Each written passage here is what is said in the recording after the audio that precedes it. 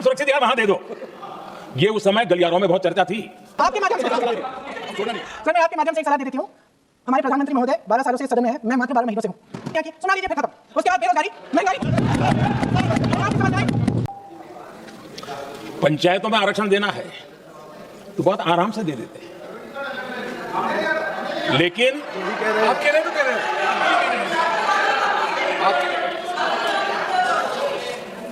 पंचायतों में आरक्षण देना है तो आराम से देते हैं, क्योंकि उसमें उनको खुद का पद जाने का डर नहीं लगता है।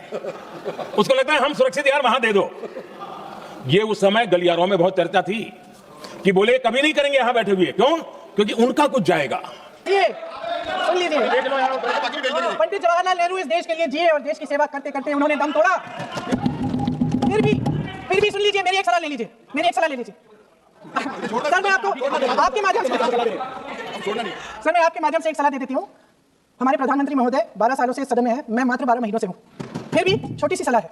उन्होंने अभी हाल ही में चुनाव था, कुछ महीनों पहले उन्होंने एक सूची निकाली थी कि विपक्षी दलों ने और विपक्षी नेताओं ने कितने अपमान किए हैं इनके, और उसमें शायद 90-99 ऐसे उन्होंने अपमानों की सूची बनाई थी।